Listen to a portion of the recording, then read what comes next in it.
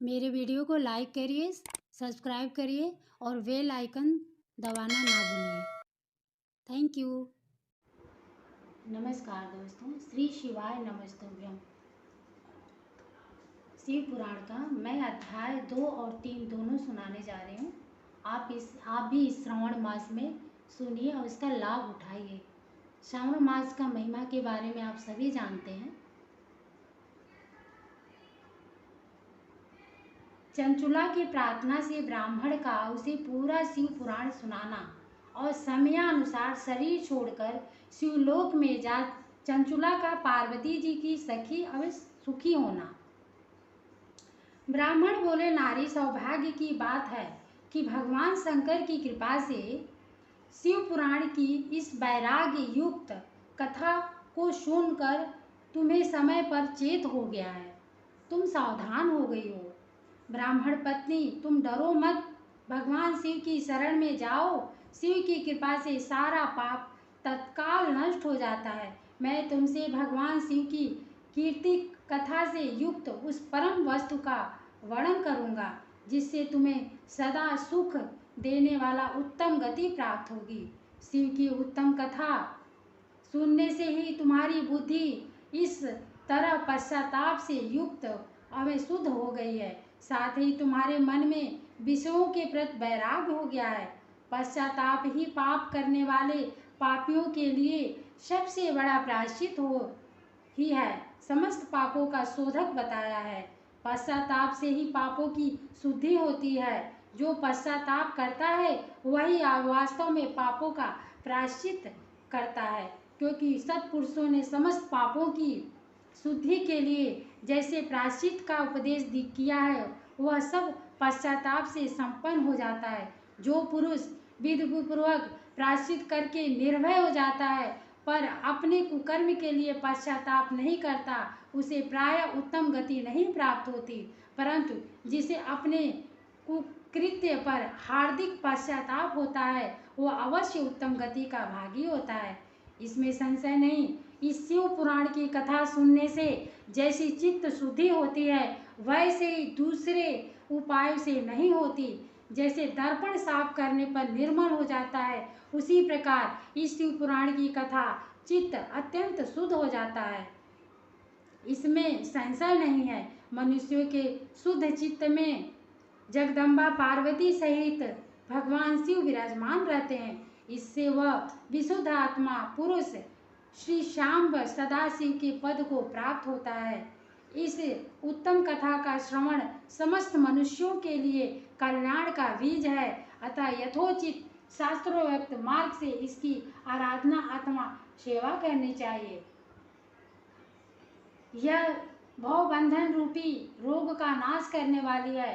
भगवान शिव की कथा को सुनकर फिर अपने हृदय में उसका मनन निधि ध्यान करना चाहिए।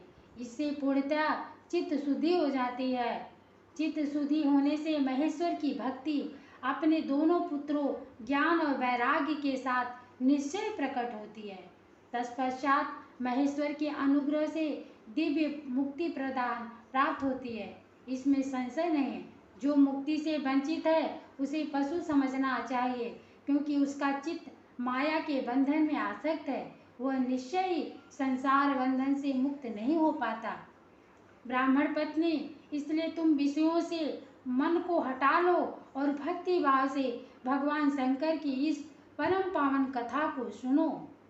परमात्मा शंकर की इस कथा को सुनने से तुम्हारी चित्त की शुद्धि होगी और इससे तुम्हें मोक्ष की प्राप्ति हो जाएगी। जो निर्मल चित्त से भगवान शिव के चरणाबिंदों का चिंतन करता है उसकी एक ही जन्म में मुक्ति हो जाती है, यह मैं तुमसे सत्य कहता हूँ। सूत जी कहते हैं, सौनक, इतना कहकर वे श्रेष्ठ शिव भक्त ब्राह्मण चुप हो गए। उनका हृदय कल्याण से आर्द्र हो गया था, करुणा से आर्द्र हो गया था। वे शुद्ध चित्त महात्मा भगवान शिव के ध्यान में मग्न हो गए। तदंतर बिंदु की पत्नी चंचुला मन ही मन प्रसन्न हो उठी। ब्राह्मण का उक्त उपदेश सुनकर उसके नेत्रों में आनंद के आंसू झलक आए थे। वह ब्राह्मण पत्नी चंचुला हर्ष भरे हृदय से उन श्रेष्ठ ब्राह्मण के दोनों चरणों में गिर पड़ी और हाथ जोड़कर बोली, मैं कृतार्थ हो गई। तत्पश्चात उठकर वैराग्य युक्त उत्तम बुद्धि वाली वह स्त्री जो अपने पापों के कारण आतंकित थी, उन महान शिवभक्त ब्राह्मण से हाथ जोड़कर गदगद वाणी से बोली। चंचुला ने कहा, ब्राह्मण शिव भक्तों में श्रेष्ठ स्वामी आप धन हैं, परमार्थदर्शी हैं और सदा परोपकार में लगे रहते हैं, इसलिए श्रेष्ठ साधु पुरुषों में प्रशंसा के योग्य हैं। साधो, मैं नरक के समुद्र में गिर रही हूँ, आप मेरा उद्धार कीजिए। पौराणिक अर्थ तत्व से संपन्न जिस सुंदर शिव पुराण की कथा को सुनकर मेरे मन में संपूर्ण विषयों में वैराग उत्पन्न हो गया, उसी इस शिव पुराण को सुनने के लिए इस समय मेरे मन में बड़ी श्रद्धा हो रही है।